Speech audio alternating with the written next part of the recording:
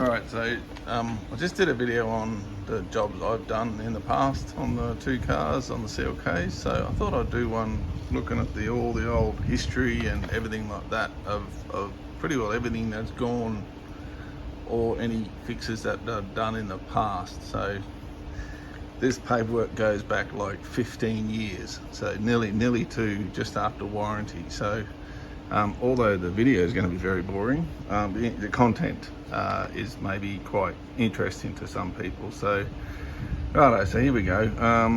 The shifter mechanism, so the actual shifter mechanism itself, there was a repair done on that. To replace them, they're very expensive, but the actual fix, you can actually do it yourself, and there's actually a video online how to actually fix the transmission. It's when it won't select gear, that's the fault. So it's not actually a fault inside the transmission itself, as in the transmission itself, it's actually the selector.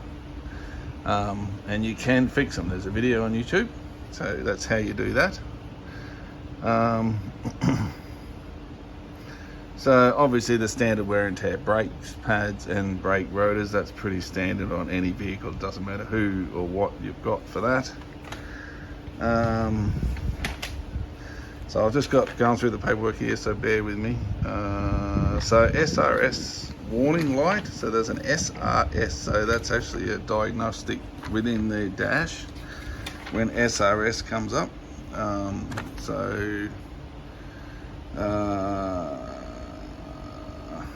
It doesn't actually say what was specifically wrong with that SRS, so it might have been just a reset on the computer via the scan tool. I don't think that was anything particular.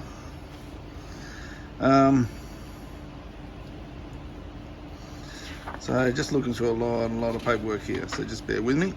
Alternator, so they've replaced the alternator in the past. Pretty standard, no matter what car you get, you're going to have an alternator fail. Apparently they have got a history. If the radiator leaks, it can leak into where the alternator is.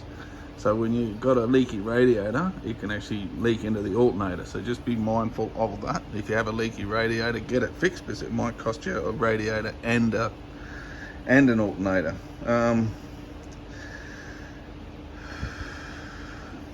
No, so that's all pretty routine stuff. Any car could affect this stuff. So I'm just looking through. There's a lot of long stuff.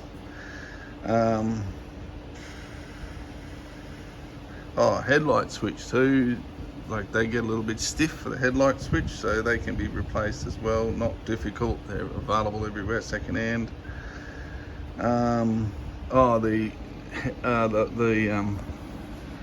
The sun visors, so the mirror behind the sun visors, they often crack, so they do need to be replaced. That's a pretty common thing for the CLKs, and I actually forgot to put it on my video. I actually did that on that one there anyway.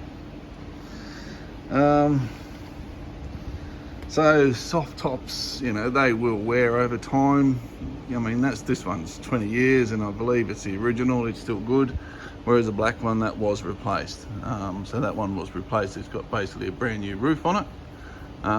So the other thing is that on the little edges here, you'll see the little bit of, on the convertible only, there's a little bit of material that sticks out the back, and it affects the seal there. So that's a pretty common little thing on the convertibles.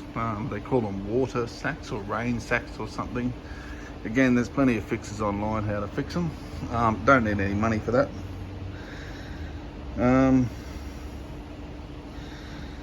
Yeah, there's fuse compartments everywhere on these things. There's one in the back, one on the driver's side right, as in the right side right, as you enter the car, and then another one in the cabinet. So if you have a look, most of them in the right side driver's side where the fuse panel is, it'll actually have a little tiny booklet, probably about 6 or 7 centimeters high.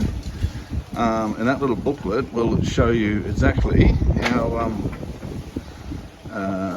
where all the fuses are and the numbering and all that. So pretty well every car should have that, unless someone's nicked it in the past.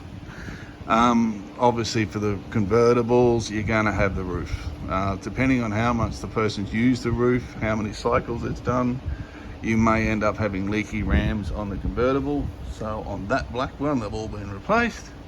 And this one, there's 2 of them that leak, but all the rest are fine. So, you know, they are what they are. It is what it is. Not much you can do about that. That's just wear and tear, nothing more than that. You can't expect things to last forever.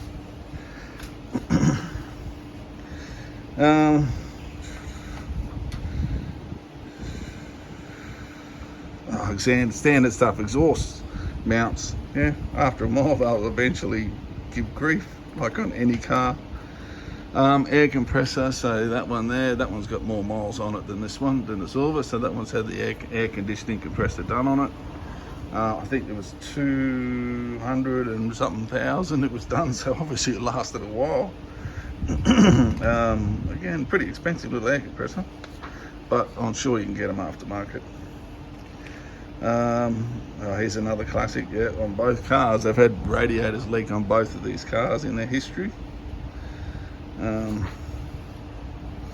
Sorry guys, bear with me, I've just got a lot of paperwork here. Okay, so failed to start. So this one had a fail to start. And that was actually wiring from the starter motor, from the battery to the starter motor. There was actually a wiring fault. It got hot, so it must have, a bracket or something must have disconnected, and it stopped it from starting. So that's interesting. And the starter motor failed too. So it obviously had a high resistive joint somewhere, so that it replaced the wiring and the starter motor on it. So again, not excessively expensive, $600 for a starter motor, which is what it is. Yeah, history. Yeah, that one's had the breather hoses done and the rocker covers all done. So that's just going back to history. Rear window regulator on that one. Again, whoop-de-doo, happens on all cars. The electric ring regulators, spark plugs, blah blah blah. That's standard stuff. Park sensor. One of the park sensors gave grief, but whatever. Who cares? Minor stuff.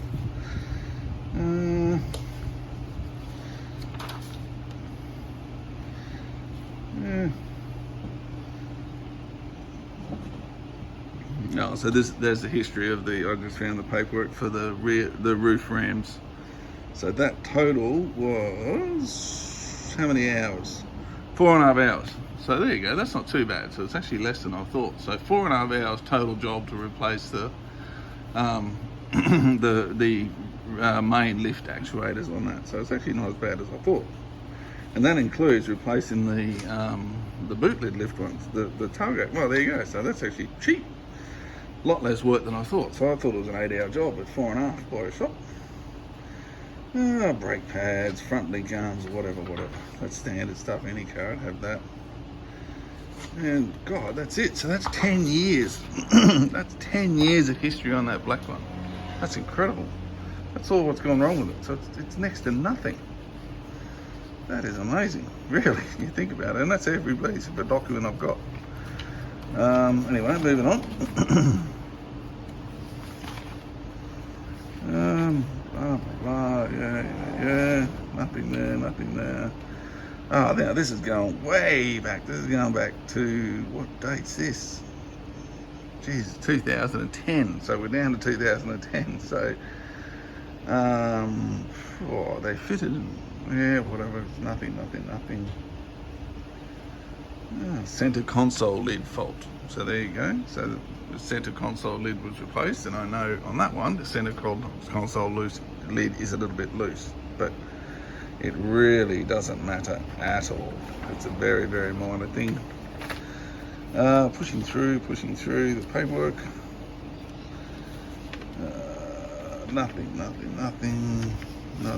Standard. Nothing. Well, there you go. That's incredible. That's 10 years of history on both of these cars. There you go. Yeah, far out. So really, overall, pretty bloody good. Really, that is pretty bloody good. Honestly, yeah. Wear and tear. That's all that last lot is. And like I said, all the jobs I've done, you can drive it all day without doing any of the jobs I did. Any of them. it's still fine. It's got a little oil leak, a few bits and pieces, but there's nothing wrong with it. You could drive it, and I did drive it. So, yeah, it's perfectly fine. So, yeah, they're good. I mean, honestly, why would you complain? So, anyway, so that's the history, and that's going back 10 years of paperwork, 10 plus years of paperwork. So all in the file. So yeah, no worries. Anyway, cheerio.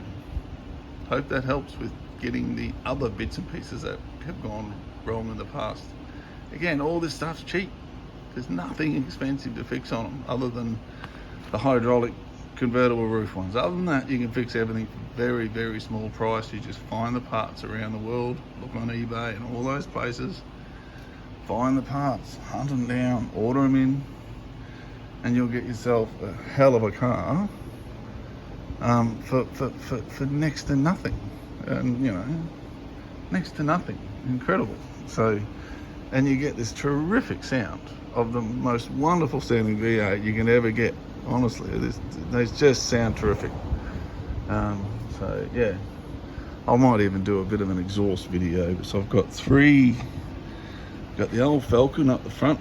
That's a 351 Cleveland. Then I've got a turbocharged crossflow, and I've got a 5 litre Merc here, and a 5.4 litre Merc there. So there's a lot of horsepower in the shed, which is great. So for basically standard cars, mind you, stock standard. So yeah. Cool. Anyway, there you go. I might do a bit of an exhaust. Yeah, I'll do that in the next video.